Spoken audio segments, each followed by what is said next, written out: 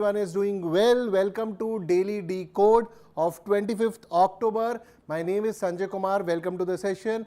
I am Internal Security and Current Affairs faculty at Insights IAS. Let's start with the session.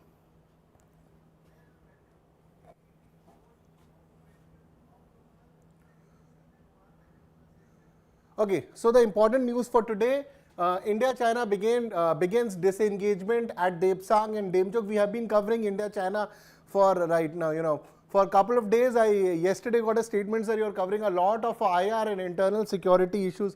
The problem, or rather what I should say, problem solution, whatever the thing is, that Hindu is covering. Since Hindu newspaper is covering with so many things, and the BRICS summit happened before that, SCO happened. So that is why the international news and the security news was a lot, and that is why we were covering it. And as and when as the newspaper comes up with different news, we will be covering that too. Like we would be covering Justice Sanjeev Khanna, who is taking as the oath as the 51st Chief Justice of India. We will be talking about that.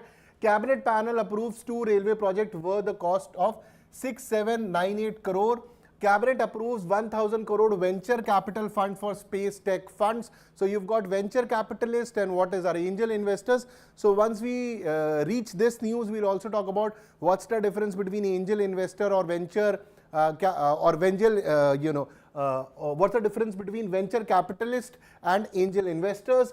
October flash PMI signals modest rebound. What is PMI? We'll talk about PMI also. PMI index.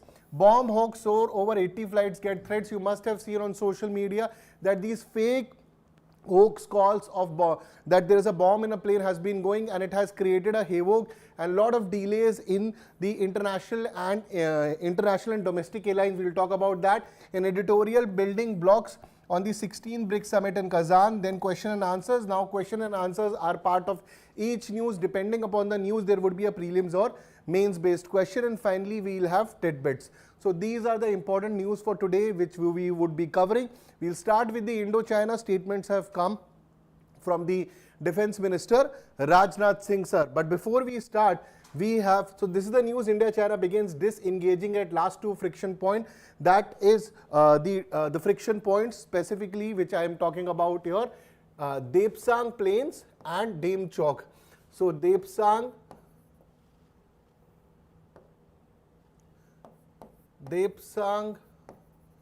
Plains, this is majorly for patrolling, and second Demchok, this is for grazing activity which has been stopped.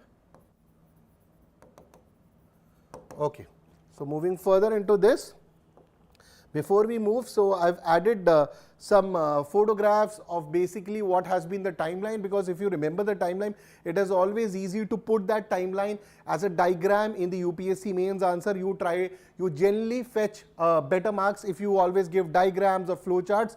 So this is a photograph which has come in the Hindu newspaper, so I'm sharing this. So in 1962, we get a 1962 war, went to war over their border, which has been disputed since then. Since then the 1950s, and I also want to tell you why, when I say LAC, this is LAC. For example, if this is LAC and this is this is the Chinese army or PLA, and this is the Indian army.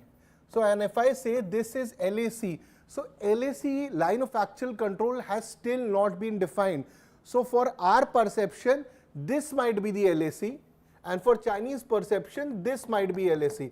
So what happens is that, for example, if Indian army is here and there are different mountain ranges, so Chinese might think that this LAC will cross from here, and we would say the LAC will cross from here. And over a period of time, we have not been able to resolve and demarcate the LAC properly, and that is why, that is the root cause of skirmishes.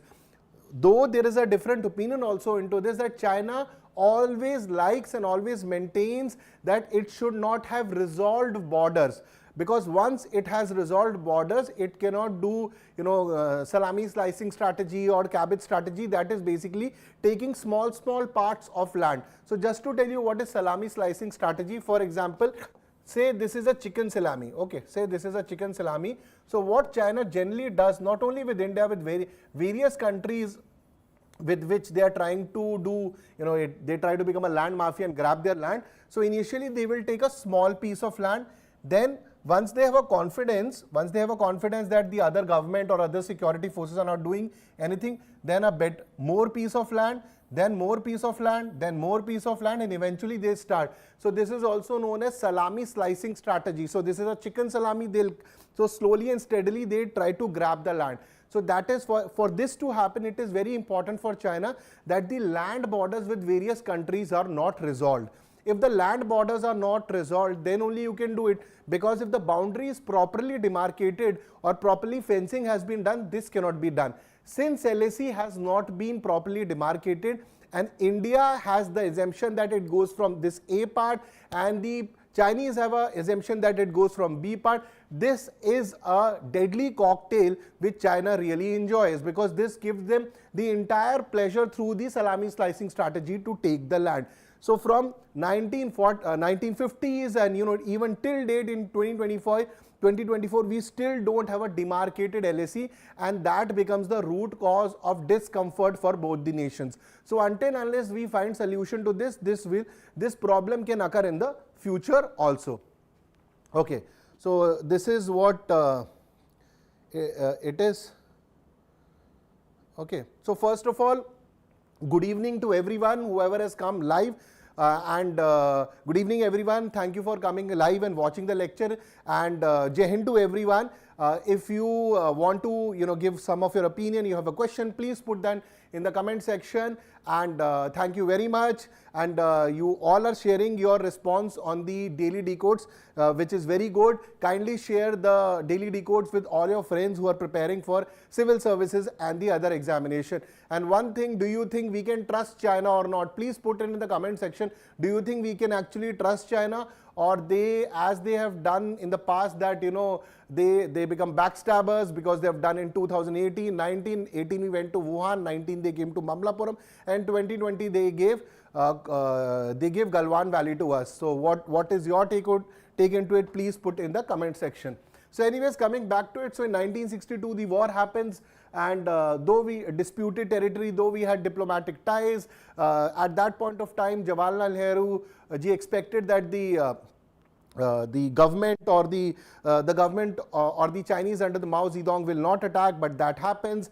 Then there's a back-end story of Krishna Menon, so I will not be going into that because that becomes 1962. Just moving forward, the relationship between the countries recovered after a series of border agreements since 1990s, and more or less it was fine only, right? Except over a period of time that they have that skirmishes used to happen, but majorly it was fine. Even in the 2017 Doklam we were able to resolve the issue. But what happened in 2020 was a very deadliest and vicious attack which happened from Chinese side. So at least 20 Indian soldiers and 4 Chinese troops were killed. It was not 4, it was much more than that.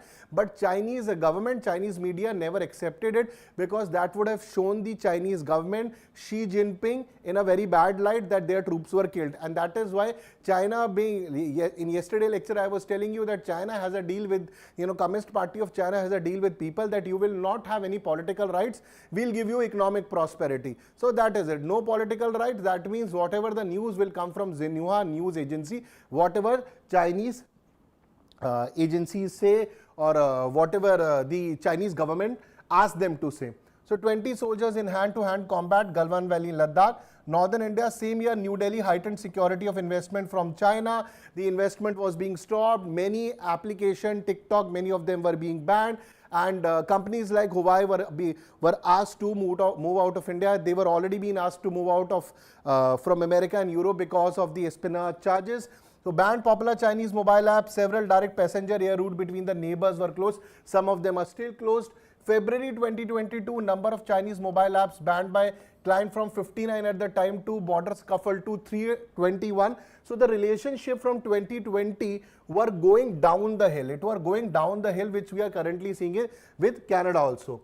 Now comes December 2022, minor border scuffles broke out in Tawang sector. So the relationship further going down. Tawang sector is in Arunachal Pradesh. India's northeastern state of Arunachal, which is also claimed by China as part of the southern Tibet. So the relationship between both the countries from 2020 to 2022 were going down the hill, and nothing diplomatically was working. Now comes August 2023, Prime Minister Modi and Chinese President Xi Jinping agreed to intensify effort to disengage. By 2023, the Chinese economy was also coming down. In the last two lectures I've taken, I told you, even in yesterday lecture I told you, why did China agree to do it? Chinese economy is coming down. The IMF has continuously told that China would not be able to achieve its target. The number of protests in China are increasing, economic prosperity is coming down, they need to focus on Taiwan and domestic economic issues. So what we are seeing in 2024, by the end of 2022, it has already started, and that is why you are not even seeing major BRI project. Money is not being pumped into it because money now needs to be pumped in reviving the Chinese economy. Okay, so de-engage and de-escalate when they met on sidelines of BRICS summit in Johannesburg. Okay, June 2024, Indian Foreign Minister Jaishankar met his counterpart Wang Yi on the sidelines of SCO summit in Kazakhstan, where they agreed to set up talks to resolve along their border. So many areas where the clash has happened had already been resolved, and in September the statement also came out from the foreign minister that 75% of the area problem has been resolved, remaining 25% would also be done. So again, as I just told you, September, 75% of the disengagement problems at India's borders with China had been sorted. Aviation minister also indicated a thaw in the standoff. The two countries had discussed early resumption of direct passenger flights. So we are trying to go back pre-2020 era, when the relationship were still very good with India and China, and dragon was not sitting with a dragon fork tongue. It was a dragon which wanted to have a decent dinner and have a camaraderie with the tiger on the other side. So Bengal tiger and the dragon wanted to have a dinner, but again, you know what dragon did, everybody knows. So moving on to this, October 2024, Army Chief India and China resolved the low-hanging fruits. That is the 75% of the problem, and rest he said that depends how diplomacy will take this forward. Further now, like rest, we have already come to the solution that Depsang Plains and Demchok are the two major confrontation area which was there specifically from Depsang, where patrolling was not happening. Now patrolling will also start, and in Demchok the other problem was that the grazing activity was not allowed by the Chinese. That will also start, that will also start happening there. Okay, so India and China have initiated the process of disengagement from the last two friction, Depsang and Depchong, resolving the 2020 standoff along the line of actual control. And a positive statement has come from Prime Minister yesterday, which we had discussed in yesterday's lecture. Prime Minister came, Xi Jinping came. Prior to that, statements have also come from the Foreign Ministry spokesperson of China, Lin Jian, that we have completed. The Foreign Secretary Vikram Misri statements we have also dealt with, and what External Affairs Minister Dr. S. J. Shankar has said, that we have also covered. In the last 3 to 4 lectures, we have dealt with this issue comprehensively. Any mains question, any prelims question, you just go through the PDF or go through the lectures, you will get complete understanding of what has happened and what is the current stature of it. So the process began on October 2022, that October 22nd, 2024, which aims to store the ground situation pre-standoff condition. Pre-standoff condition, I am talking about April 2020. So before that, before the Galwan clash happens, that is the condition they are talking about. Removal of erected structures which Chinese army had built, and resumption of traditional activities like patrolling and grazing. So patrolling majorly at the point of Depsang Plain and grazing at the point of Demchok. Demchok is also very important for India to see what kind of activities Chinese army are doing, if they are increasing their deployment or not. So key announcement, Defence Minister stated broad consensus has been reached. Power of continuous dialogue. In yesterday lecture also we had a discussion that the National Security Advisor Ajit Doval sir and the Foreign Minister Wang Yi of China, they will continue to hold discussion, including External Affairs Minister Dr. S. Jaishankar. So this would continue. So this dialogue is very important because the top heads have now met. So this is how, in diplomacy or international relations, the top heads meet, and then after the top heads, the next important people, Foreign Minister, External Affairs Minister, National Security Advisor, and similar parallel people from the Chinese side or any other country which India is dealing, they take it forward. Then an important summit will come, then important decisions making will done. This is how diplomacy works. So diplomacy works behind the curtains, and as I've told you, 1589 days went behind this, 17 diplomatic talks, 21 military talks. So much of effort was put to get this, and that is how diplomacy and international relations work, and they keep working. It is a continuous process, and that is why you say in international relation there is not, you don't have a permanent friend or your permanent enemy. It keeps changing as and when your interests change. If you go back in 70s, America was not our friend, but today America is our friend. Though we have problems with them, but we try to resolve them diplomatically and through talks. So details of disengagement agreement. So at Depsang, the issue involved the blocking of Indian patrols. So that would be allowed. At Demchok, the traditional grazing activity was disturbed. So that would also be allowed. So when it comes to Depsang Plains, patrolling. When it comes to Demchok, the grazing was stopped. Apart, patrolling will also happen, but this is the major thing.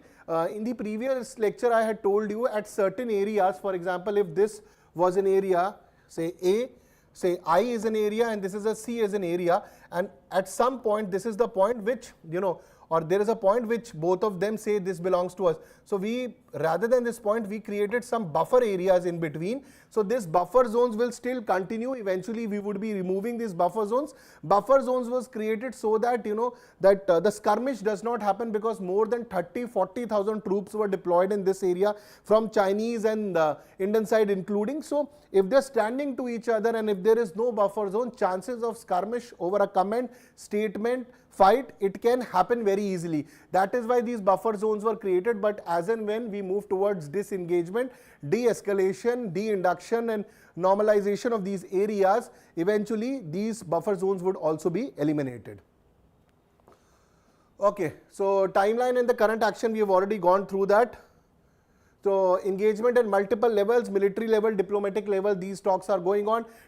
So again, the same thing which I have told you over a period of lot of lectures. So first is your disengagement, then will be de-escalation,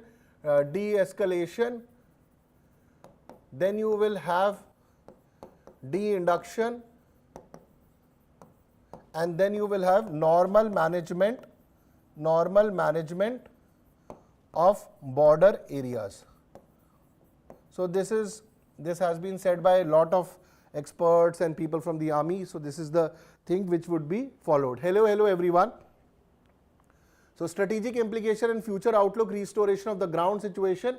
Restoration is intended to reduce tension and return to state of normalcy along the LAC. Ensure traditional rights, again traditional rights to the local community who used area near the Demchok for grazing and such as grazing and patrolling in the disputed regions. So this is again just a follow-up news.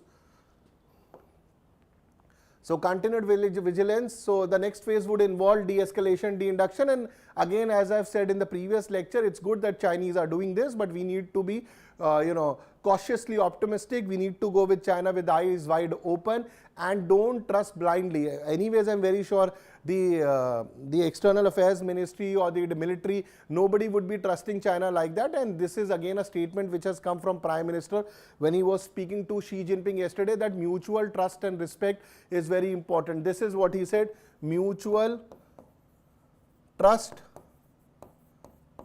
and respect. So again, for any relationship, this is very important, and when it comes to countries and international diplomacy, this is even much more important.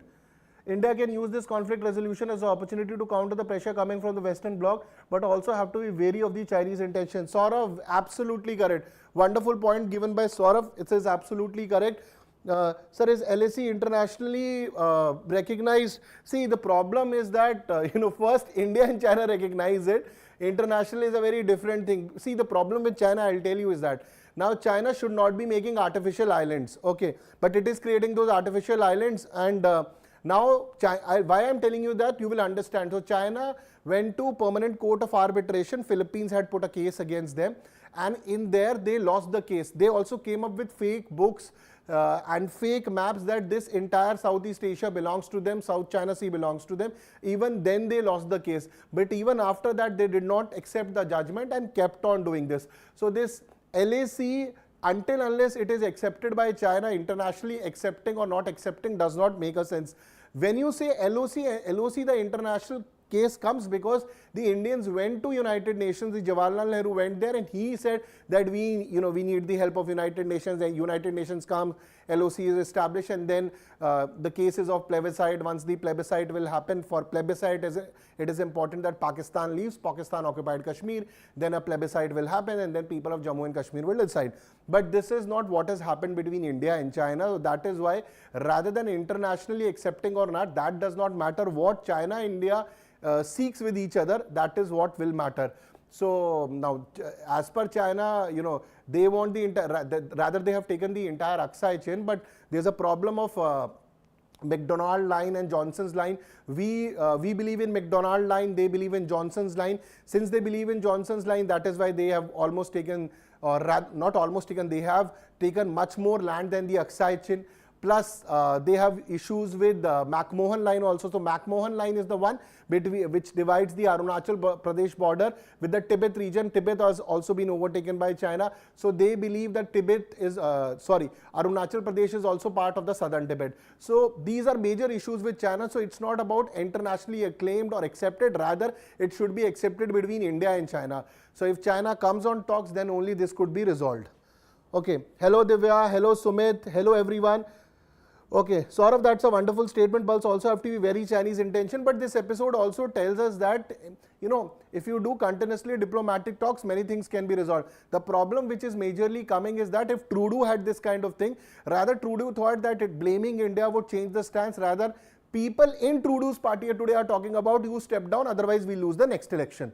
So anyways, okay, so moving further, diplomatic engagement and dialogue will continue to play a key role in maintaining stability along the LAC. Obviously, continuous talks are needed, be it military talks or diplomatic talks, then only you will have some kind of solution. Otherwise, skirmishes can happen. But I gave you a quote yesterday of Dan Xiaoping, hide your strength, bide your time. Okay, hide your strength, bide your time. This is a statement by one of the top leaders, or rather the top leader of China around 70s and 18, Dan Xiaoping, who was behind the economic development and prosperity of China. So when Xi Jinping got China, China was already an economic powerhouse, or rather on the way of becoming economic powerhouse. So Chinese might be using that strategy. Okay, let's bide our time, let's regain our strength, and again then we'll become that dragon which wants to eat everyone. So India this time, this time we will not be that, we will not be fooled again. So we are very smart and we are understanding what Chinese intentions can be, and I hope that the government also realizes that.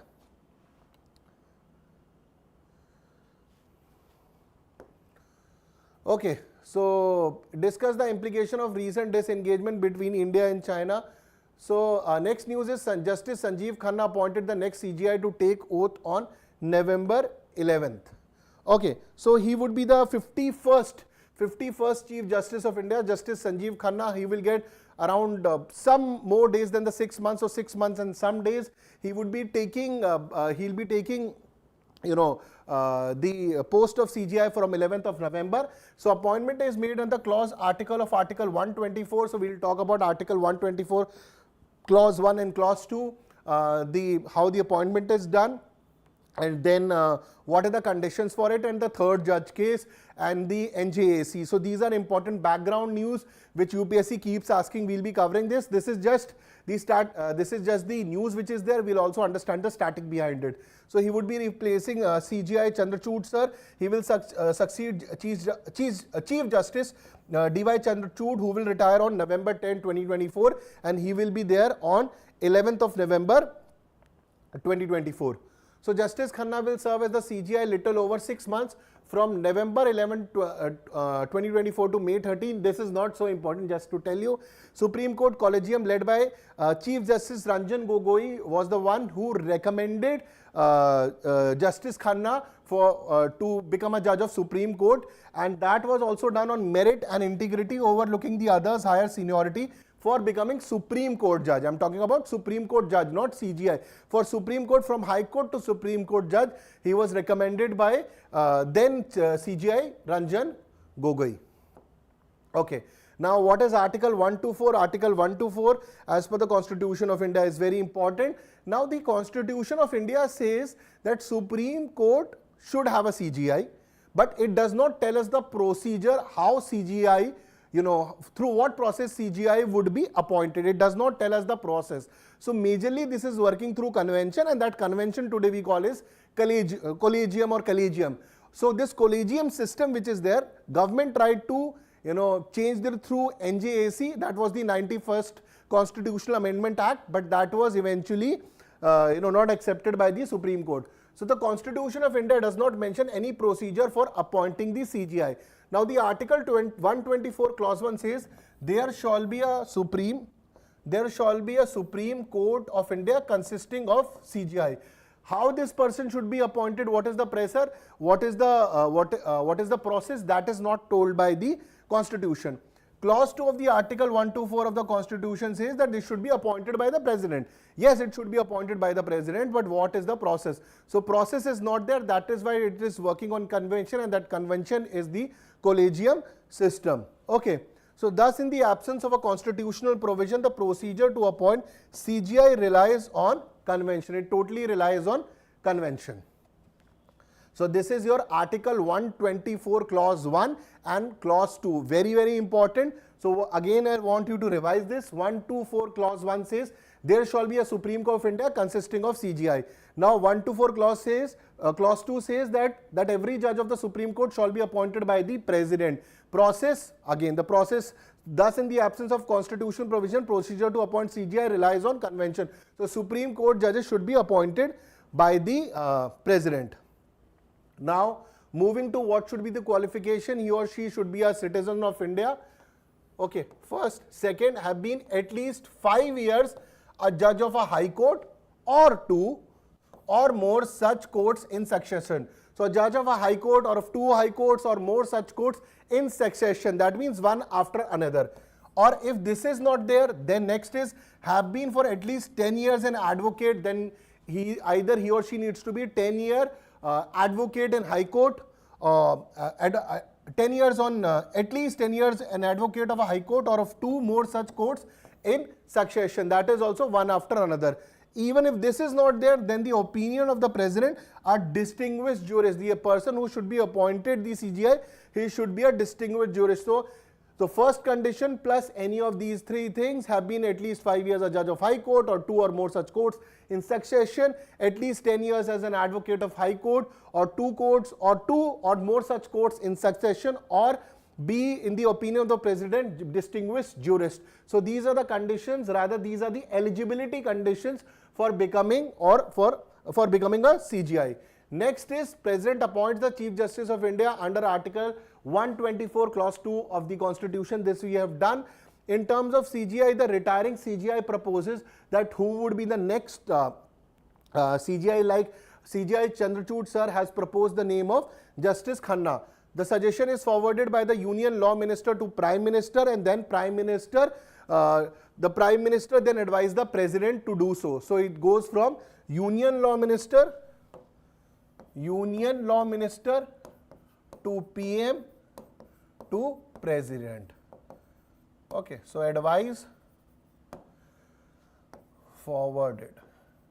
And obviously this is going through the collegium system. So collegium system will give its recommendation. See, collegium system will give recommendation, and then it goes to Union Law Minister, then to Prime Minister, and then finally the President would be announcing. This is how CGI is done. Okay, so the current system, there has been first judge's case, second judge's case, third judge's case, fourth judge's case. The important for today's news is third judge's case and fourth judge's case. We will be talking about both of them. So the third judge's case is in 1998, in which the Supreme Court declared that Chief Justice of India, Chief Justice of India needs to take the opinion of other Supreme Court judges also to take the decision who would be the next CGI. So they wanted more opinion and mostly more plurality in taking that decision. So necessitates consultation with a plurality of judges so that more thoughts can come. Since the CGI single opinion does not define consultation process, that is why he should consult 4 more Supreme Court judges. So that is now that in collegium you have 5 judges. So 1 CGI plus other 4 judges. So 5 judges are there, 1 CGI plus 4 other judges. So this is your collegium system of 4 Supreme Court judges, and even if 2 of them disagree, he or she should not pass the idea to the government. So it should not go to the law minister, then it should not go towards prime minister, and definitely to the president, which we have discussed in the last slide. This is what I am talking about. So union law minister to the prime minister, and then advises the president. So if in the collegium, if there are 2 judges which do not agree that this person should not be pushed for the case of CGI, then it should not be proposed further. So this is also one of the things which came in 3rd judge's case. So as a result, 3rd judge's case, the collegium system was formed, and it has been used since 1998 for the for high courts and Supreme Courts to nominate and transfer judges. So this is how the 3rd judge's case happened, and this is still being followed. This is also known as collegium system. Now there were a lot of questions on this system, that it might have nepotism, this is not the correct system, not the right judges are coming, we need to reform this system. So eventually the government came with something called NJAC. So I'll come to that. So it came with NJAC, National Judicial Appointment Commission. This is also known as 99th Constitutional Amendment Act, which established the National Judicial Appointment Commission, and NJAC Act, which was passed by Parliament in 2014. But this act and this law which came out of this act and the commission which came out, so 4 judges case, Supreme Court declared the 99th Amendment Act, NJ Act, as unconstitutional, and still you follow the collegium system. So Act provided for a transparent and broad-based process, because in collegium system, on what basis Supreme Court judges are deciding, nobody knows this. This is only among the Supreme Court judges know. So that is why this system came, that it spoke about that there should be transparency in selection the system, broad-based process of selection of judges of Supreme Court and High Court, and replacing the collegium system. But again, this was made unconstitutional, and Supreme Court struck down the National Judicial Appointment Commission and reaffirmed the collegium system. So we are still working as per the collegium system. So this is also, this came under the 4th judge's case. Okay, so this was in 2015. So article, okay, there is one more article, Article 270 governs the nomination of High Court justices, stating that President must confirm with CGI, Governor and Chief Justice of High Court in question. Please remember, in this many times in prelims question, they also add Chief Minister here. So Chief Minister here, and that is how your answer goes wrong. Article 217 governs the nomination of High Court justices, stating that the President must confirm with CGI, Governor, Chief Justice of High Court in question. So since we just had seen CGI case, Prime Minister is also involved, from Union Law Minister to Prime Minister to President. So the tendency of a student is to think that the Chief Minister will also be involved in High Court judges. He is not involved. So this is what I want to say, that if you see President is there, CGI is there, Governor is there, and Chief Justice of High Court is there in nominating High Court judges. So please be very careful, the Chief Minister is not there. As a result, CGI, the Supreme Court judges serve, so CGI serves until the age of 65, that is the Supreme Court judges serve for 65 years and High Court judges serve for 62 years. This is the current age. Okay. Okay. So consider the following statement regarding the appointment of the Chief Justice of India. Article 124, Clause 1 of the Constitution merely say there shall be a Supreme Court. There shall be a Supreme Court of India consisting of Chief Justice of India. Correct. There shall be a Supreme Court of India consisting of Chief Justice of India. Clause 2 of the Constitution empowers the President to appoint the CGI. Okay, the CGI can be appointed for a tenure not exceeding 6 months. So this statement is wrong. Okay. Empowers the President to appoint. So 1 and 2 are correct. Okay, so 1 and 2 are correct. Move to the next question. Sir, isn't there any international convention on safeguarding of border areas? Not that I know of as such any border areas. Even if it's made, it's hardly being followed. Okay, next is, sir, what was the reason sought for unconstitutional? Please, you can, like, it will digress me for the issue again. We'll have to go in the NJC. You can do your homework and find the, rather you should tell me in the comment section what do you think can be the reason for, the collegium system not accepting it, or rather the Supreme Court and various judges not accepting. You tell me why it was not accepted. Okay. Next is cabinet nod for 1000 crore VC fund for space firms. Okay, let's move to next news.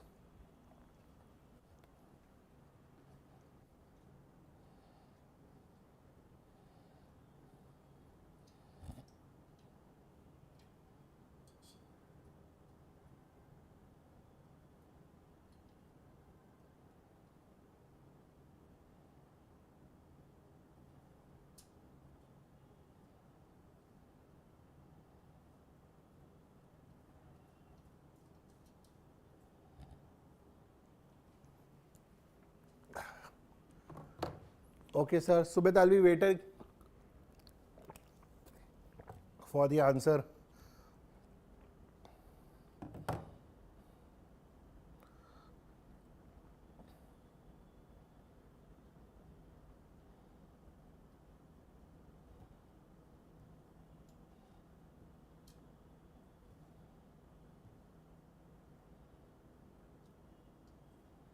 Chalo, moving to the next news.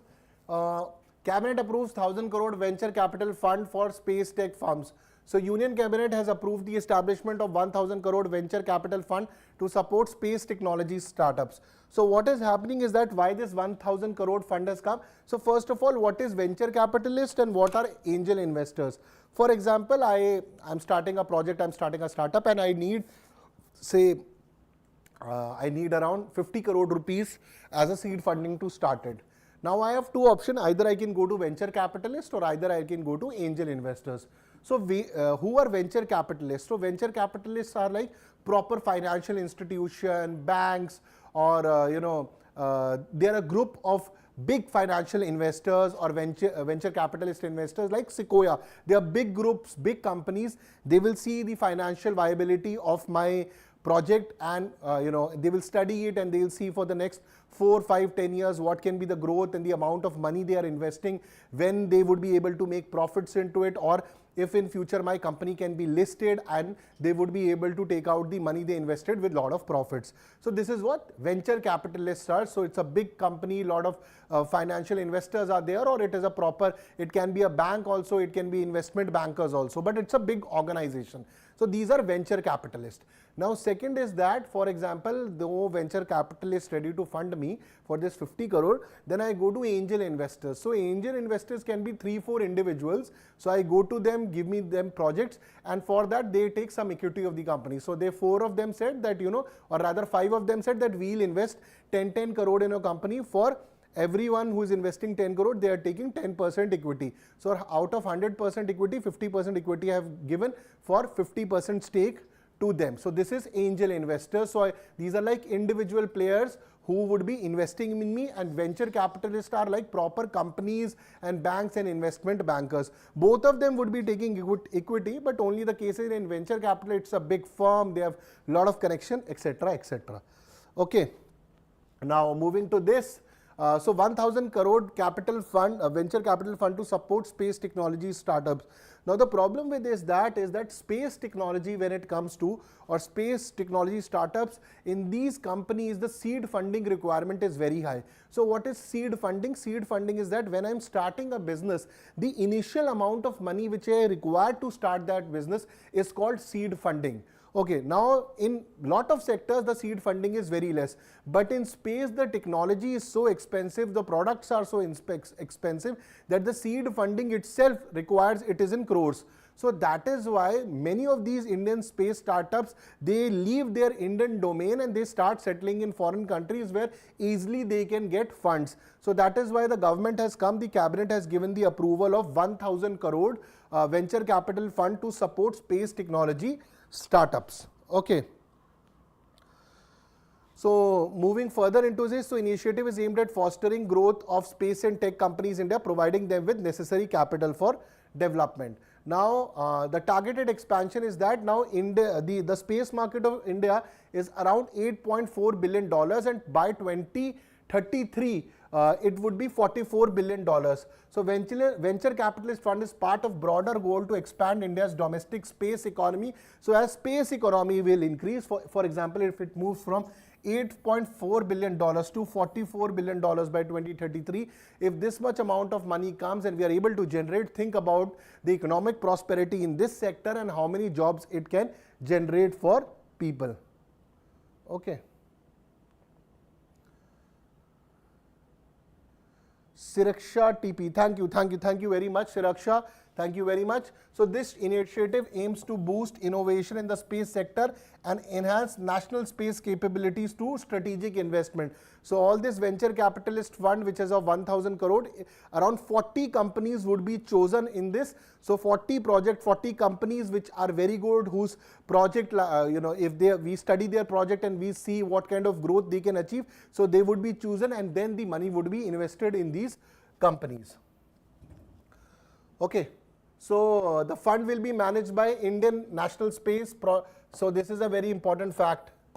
Please, this is a very important fact. Fund will be managed not by ISRO. When it comes in examination, the statement would be the fund is managed by ISRO. It would not be managed by ISRO. It would be managed by InSpace, an autonomous entity under Department of Space. Indian National Space Promotion and Authorization Center. So InSpace would be organization which would be managing this fund under Department of Space. It is not ISRO. It is a tendency, we will say ISRO is the one. Okay. So ISRO is not the one.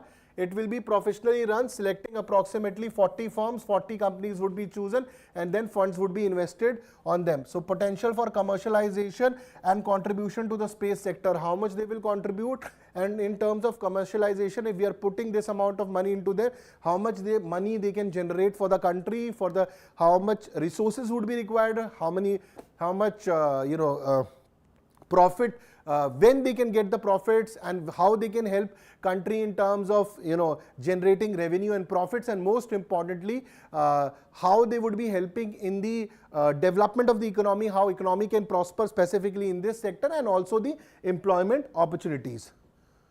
Okay. So the addressing the industry challenges, I've already told you these are the three major challenges which are happening in space sector. First is that many of these companies and many of these startups, they move out of India because of paucity of funds. They are not able to get funds. Second major problem which comes is the critical need for risk capital. So the traditional lenders or banks, they are not ready to give so much of money to them, because space tech industry, the research and development is very high, and if you put 10, 20, 30, 40, 50 crores, the result will not come, it will not come as soon as possible. The gestation period is very high. So it takes 2 years, 5 years, 10 years. A lot of time is required for a good technology to come. So many banks are very hesitant in putting money into this. So it seeks to fulfill the critical need of capital that space tech industry traditional lenders don't do. Then the grown companies domiciling abroad, that they go abroad for funds. So first problem, second problem, third problem. Strategy includes encouraging startups to secure further private equity investment following. So now third thing is also that once they get the seed funding through this 1,000 crore, and these space tech startups, they also need more funding to continue their research and development, to continue their progress before they hit break even or start doing profits. So that after that, following the initial funding, more private equity funding would also be given to them, help will be given to them, so that after the initial round of funding, they can get more funding also. So these are the three problem areas which would be resolved. Okay.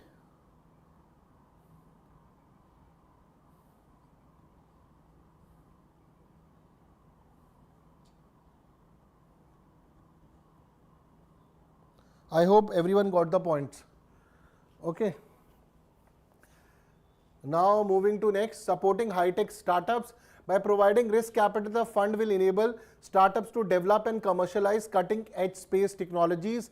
It will foster ecosystem where space tech firms can thrive, encourage indigenous innovation and technological advancement. Most importantly, once they get money, and if this indigenous technology is being made, eventually they can go for commercialization also, which will not only be economically viable for the country, viable for the industry, but also will take India from this 8 point some billion dollars to the numbers which we are talking about.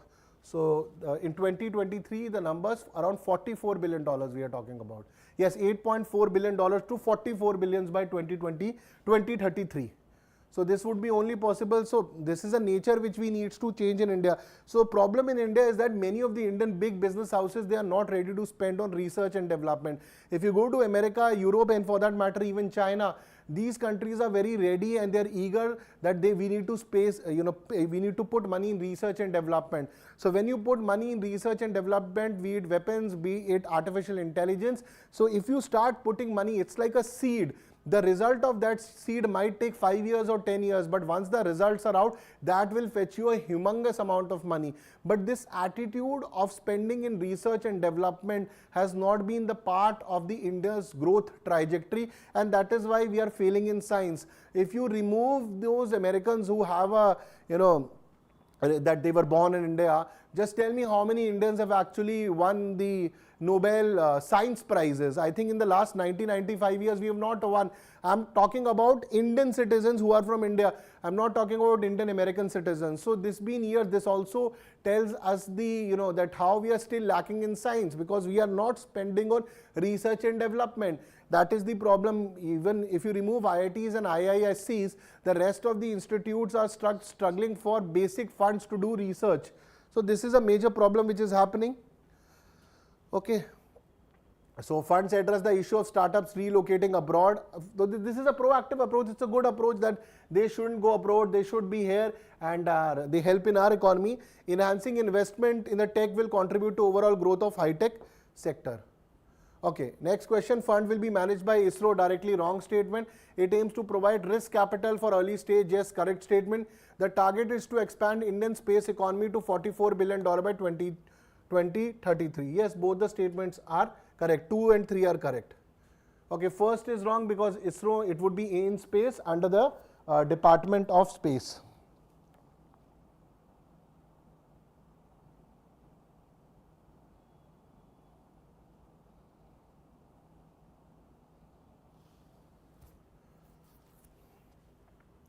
So next news, that is October flash PMI signals a modest rebound. So we are covering a little bit of economic, or rather one important news from economy every day. So let's go to PMI index.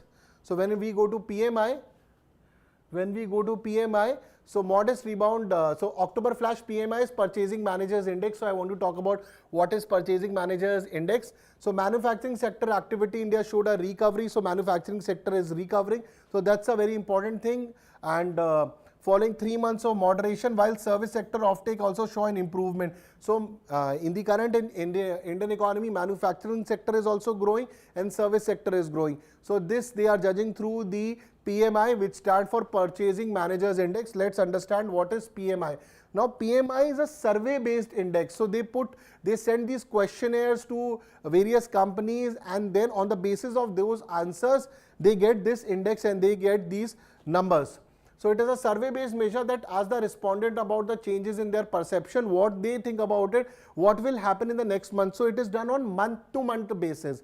So if, for example, if the month number of, say for example, we are in right now in October, if the PMI numbers are better for example in September, and PMI of October is less, that means the economy is contracting. If the PMI number of October is better than September, that means economy is expanding and economy is in good health. Okay, so the purpose of PMI is to provide information about current and future business condition, company decision makers, analyst, investment, and they do around 5 major parameters. Many companies, S&P also does their PMI. So it is calculated separately for manufacturing services, and then both of them are a composite index is made.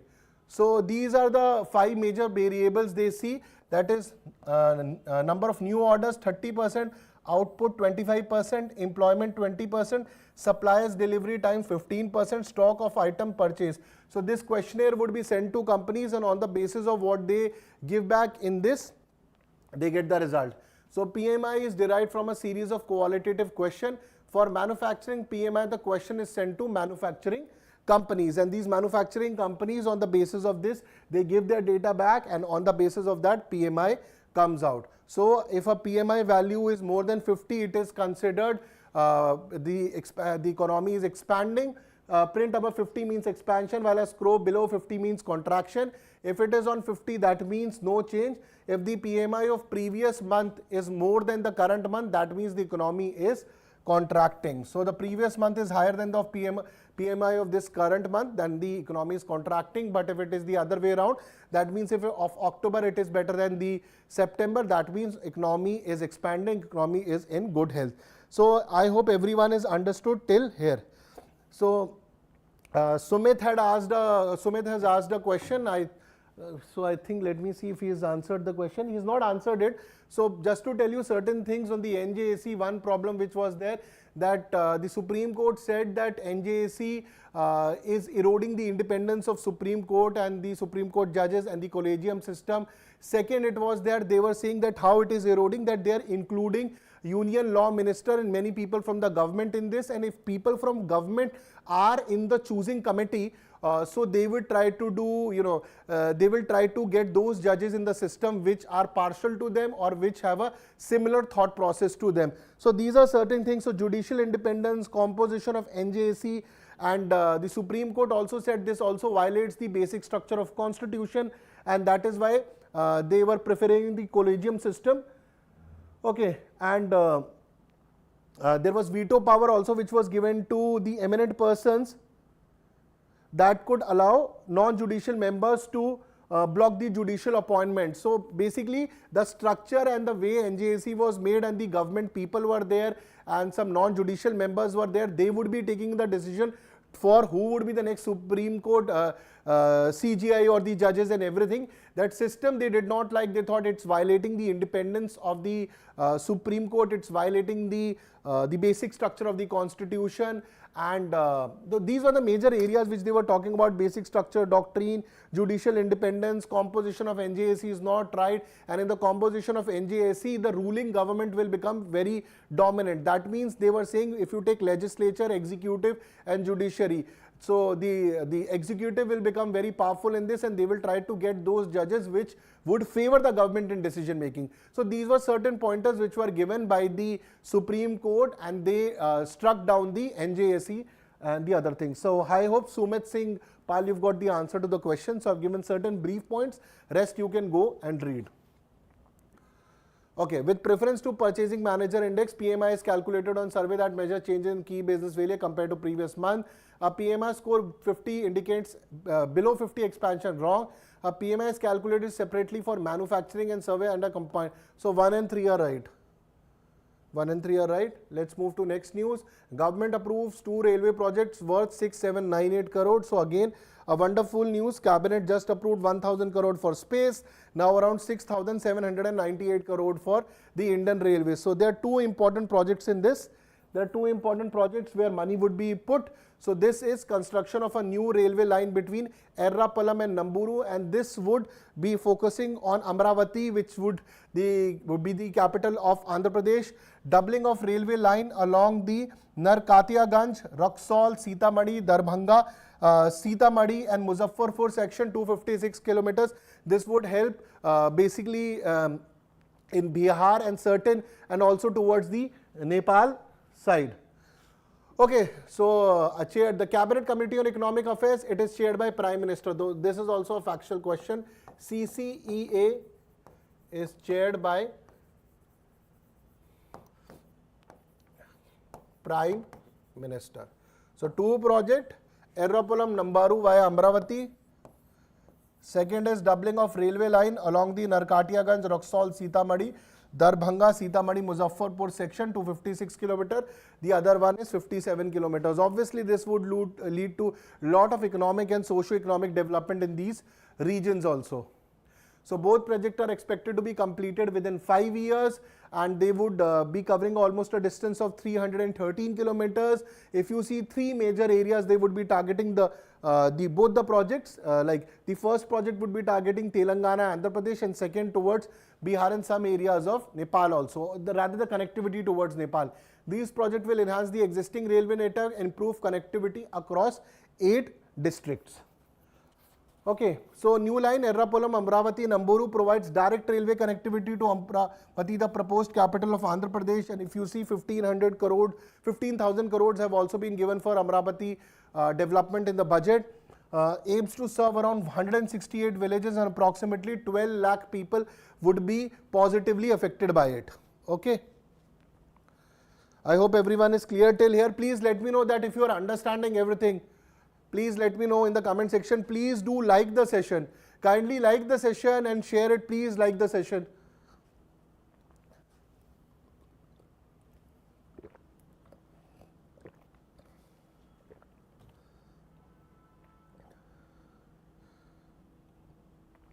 Okay.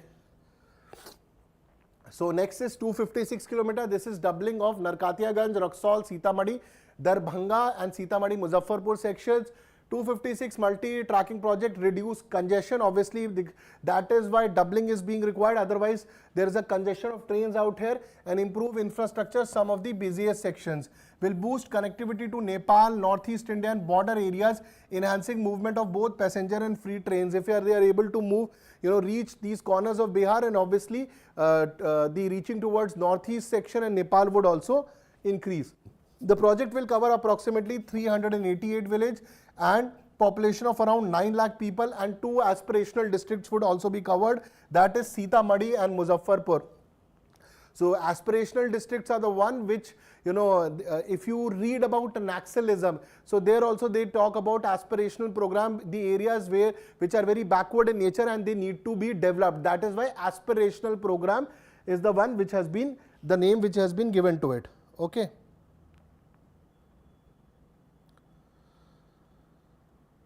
Everyone is clear till here?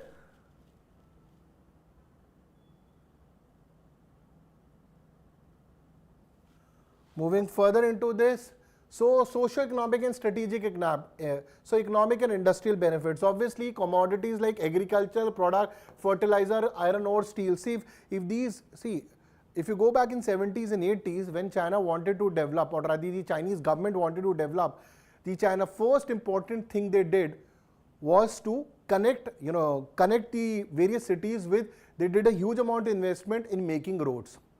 If you see, when Britishers came, when they wanted to exploit India, they wanted the natural resources, though they took those natural resources back to Britain. But what they did, they started making roads and they started making railways. So when the railway connectivity happens, when the road connectivity happens, the economic prosperity will happen. For example, there are 2 places. For example, this is it is a very popular tourist place, but the roads, airports, and then the trains, it is not able to connect through this. Now a new minister comes, and from Delhi, Mumbai, Bangalore and major cities, he develops these roads and airports and everything towards this city. The airport is developed, road is developed, and railway lines, trains are also developed. Now what happens is that once this happens, number of tourism also increases, number of people. For example, if you see the example of Ayodhya, after building of Ayodhya, number of people going or flocking towards Ayodhya has increased. When the number of people increase there, what will happen? If the number of people are going, lot of money will come. Tourism will be developed, many more hotels will come up, an entire auxiliary industry would be developed, from small thelas or hawkers to big projects like hotels and whatnot, and this will lead to a lot of economic development. And when the government starts making that this is an important project, roads will come, national highways come. For example, when this railway line would be made or national highways made, the property rates also go up. For example, the property rates in Amravati is already up, and as the development will happen, it would be economic prosperity for all the people.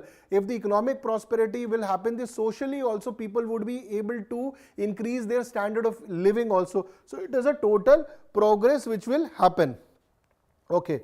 So that is why when we talk about this, the aspirational district. So again, when these trains would be moving through this line, this aspirational districts program was started in 2018 for the socio-economic development regions of the places, and this project will lead to socio-economic development of the regions. Okay. So again, mobility of industries and local population, the project to support socio-economic development. I've already covered this, given you example of. I've also given you an example of the tourist thing. Now this project is under PM Gati Shakti National Master Plan.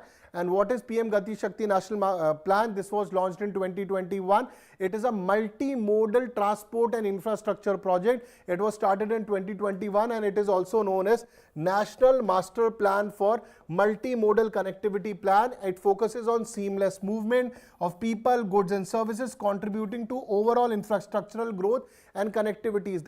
That means at one place there should be infrastructure growth also, connectivity growth also, and overall that place, the economy and the socio-economic factor of those particular place goes high, and there is a comprehensive development of that place. Okay. Thank you, Sheila Krishnaswamy. Thank you very much.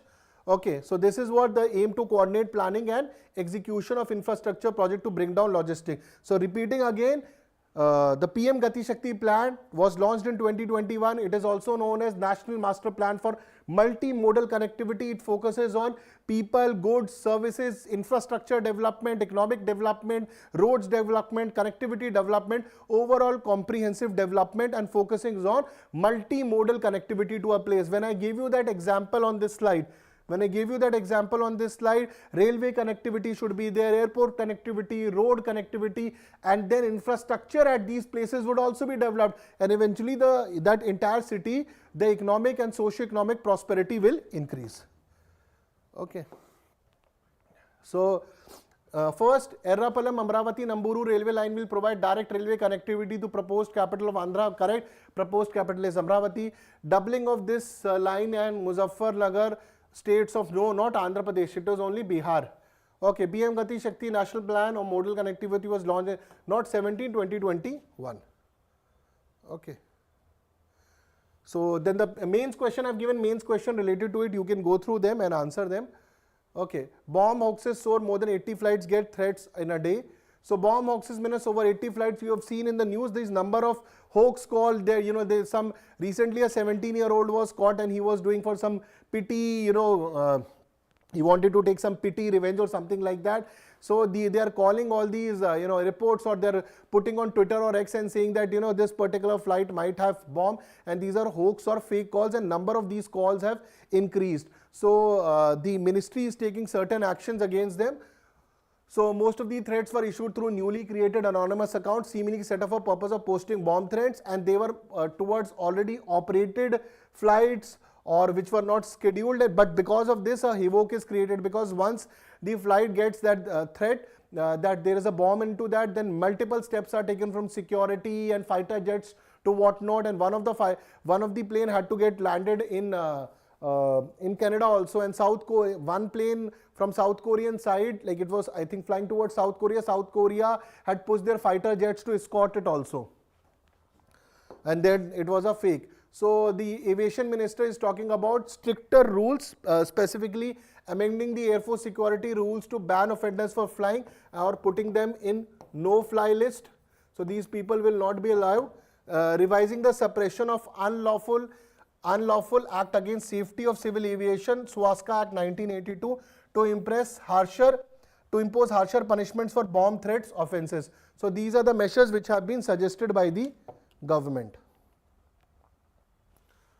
Moving further into this news, so coordination with social media and VPN service. So VPN stands for Virtual Private Network. So social media platforms and VPN providers, the government is also tying up with them to find all those people who are creating or spreading this fake news. Apart from that, intelligence agencies are also working, and they have been able to trace some of these IP addresses which are based in London or they're based in Germany, indicating possible involvement of foreign actors, though this is not confirmed. As and when news will develop, we would be covering this. So this is the current thing. I wanted to cover this news because it's coming on everyday basis that these hoax calls are having. That is why I wanted to cover this. Now let's move to editorial building blocks. This is again on the BRICS summit. So wonderful editorial from the Hindu. First of all, there are major 5 pointers into this. One pointer is Russia's global engagement. So 16 BRICS summit in Kazan, where you had 9 BRICS countries. Saudi Arabia was represented by the foreign ministers, 30 global South leaders, including leaders from you had leaders from Venezuela, Vietnam, China, India, obviously the 5 member countries, and many leaders worldwide had come, including leaders from Bangladesh, which has gone through a turmoil. And all this told us that Russia, even today, that West might be trying to ostracize Russia, but Russia still has very good friends. They are standing with it, not directly standing in terms of they are supporting Russia in the Russia-Ukraine war, but Russia still has a very important global relevance. Okay, economic cooperation and alternatives. The outcome, we had discussed the outcome of the Kazan Declaration. The Kazan Declaration talk about that we need to do trade in the local currency we can do. They were providing alternatives to dollars. The Prime Minister also spoke about that we can implement UPI. Then there was talks of interbank cooperation, grain exchange, BRICS new development, expanding BRICS new development bank, signaling a shift from Western dominated governance. Specifically the Russians were talking about moving away from the dollars. They were talking about moving away from dollars. That was continuously spoken about by the Russian president had continuously spoken about that we need to move away from dollar, we need to move away from SWIFT system. So what is SWIFT system? SWIFT is a system that if you want to do international banking, so international banking happens through SWIFT system. Now on paper SWIFT is an independent system, but in reality it is dominated by Western countries and America. And the reason I will give you for that is that after the Russian-Ukraine war, 7 banks of Russia were banned using the SWIFT system. So that also tells that it is not an independent system, rather it works on the whims and fancies of West or the Americans. So that is why the Russia has continuously told that we need to move away from dollars, we need to use our currency. But most of the international banks or the foreign exchange or the foreign currency which is being used, around 59 to 60%, that is dollar. So it is easy to say this, but how would you make an alternative SWIFT system? How would you move away from dollars? Giving a statement is easy, but on reality, how will this happen? That will take some time before we get some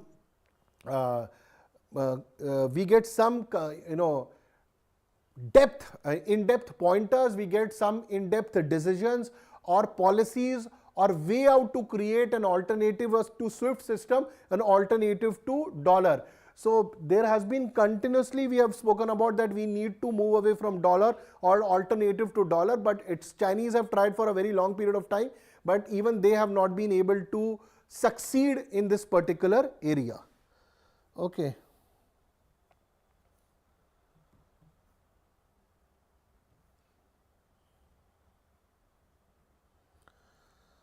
Okay.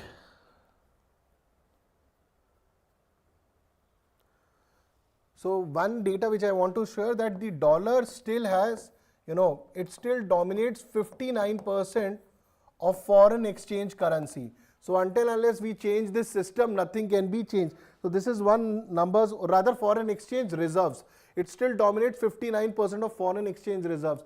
So talking about that, you want to move away from dollars is easy, but how you will actually do that, that is something the answers will only come in future.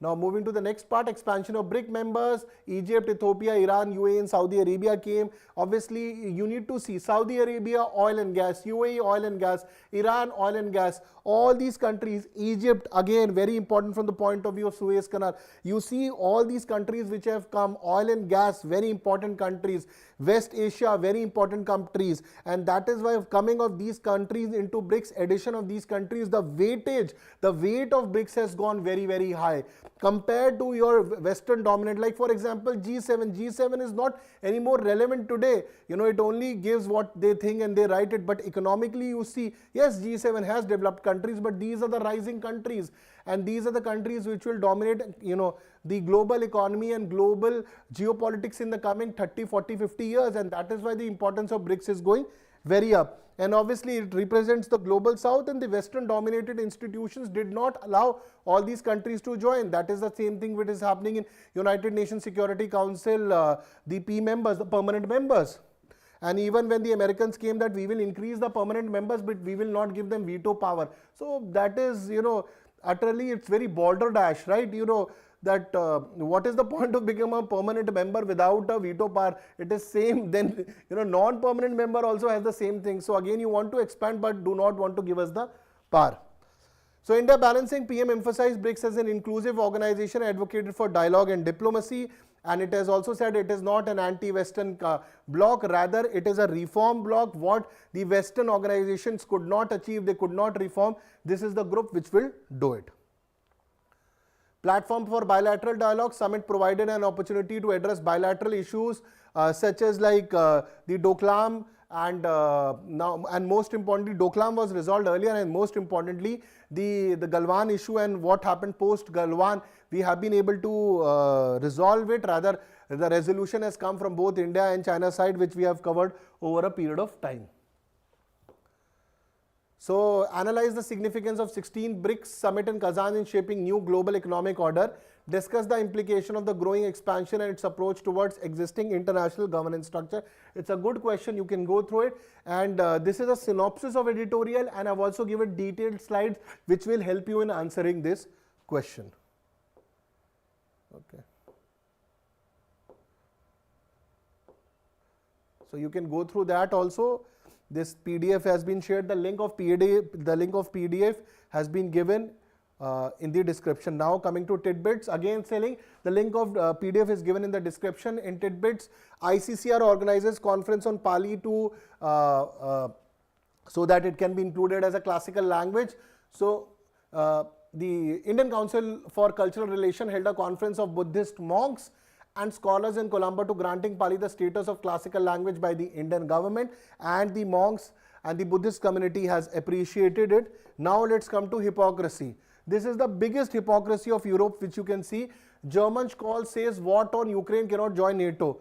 This would be, if tomorrow a resolution happens between Russia and Ukraine and the war stops, the biggest loser of this war would be Zelensky and no one else, and the people of Ukraine who have been destroyed or have been killed, and the property which has been destroyed.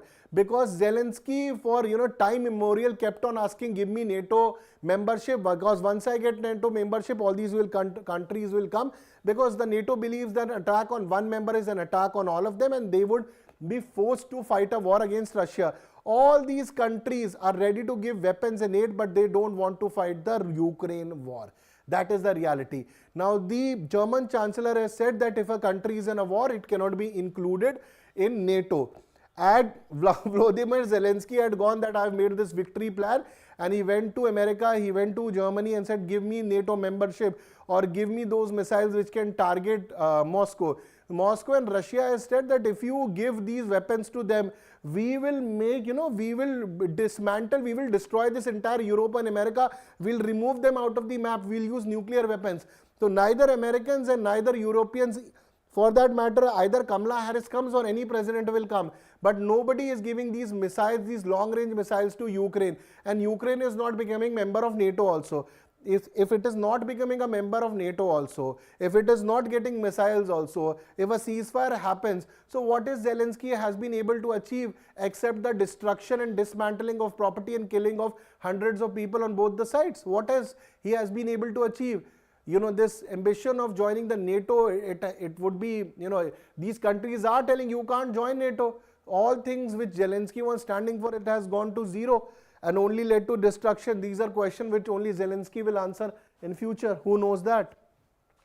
So again, hypocrisy of Europe. So again, one more hypocrisy. Venezuelan opposition leader Maria Corina Machado and Edmundo Gonzalez, they have been given European Union top human rights honor. Do you know why? Because Americans are not recognizing Nicolas Maduro. He was in BRICS summit also. So any leader which Europe does not recognize or the Americans does not recognize, and they recognize the other people or people in opposition, they start getting these human rights awards. So similarly, the award was also, not award, but if you see how the government came and how the violence is happening in Bangladesh today, but again, Mohammad Yunus is favorite of Biden, he was there, and that the student wing of Hasina government or Awami League has been banned because the other student union was saying there has been, all the students are outside the president house that the president will resign, and students are saying within 3 days we'll make him resign. So you see the politics, and the Americans are saying that, students have come and the democracy has been established. And we very well know what is happening in Bangladesh. So Americans and the Europeans and all these, they see the democracy through their eyes. Even if there are clashes and people are getting killed, but the top leader is working as per them, they see that as democracy. And if they see that the other person is not working as per them, they start questioning the democracy. That is how the West works. There is nothing new in this. Okay. So in Extra Mile, there is an article on increasing insurgencies in Myanmar and their impact on security situation in Northeast India. This is written by Lieutenant General Shaukin Chauhan Sir. This article is available on Chanakya Forum website. You can go and read it. Certain pointers I have added, you can go through them, and that will help you. And thought for today would be, it is no use going back to yesterday because I was a different person then. So a lot of times in interview a question is asked, if 5 years back, if you go back, what will you do? Will you change your past? If you change your past, then you will not be sitting where you are sitting. For example, you are sitting in an interview saying that 5 years I'll go and change. You cannot change your past, rather there has to be a learning from them. This question is constantly asked in many interviews. Please don't think of changing the past, but rather thinking of how you can make a change in the future or in your present, what you need to do. Because what you have achieved today, that is because of the past. There are always learnings. We all make mistakes. Is human. Doing mistakes is make us human. Right. So accepting the mistake, realizing your mistakes, why did you do that mistake, what are those learnings, and implementing the learnings. That's what makes us going in the forward. So with this positive thought, I will end today's lecture. Thank you very much. And I hope you did like the lecture. Please share this and please do like the session. Many of you are attending the session, but you are not liking it. Please do like the session. Thank you very much. Jai Hind. Please do share with others. And the PDF has been given in the description. Please use the PDF and share with all those aspirants who are preparing for exam. Take care and Jai Hind and bye-bye.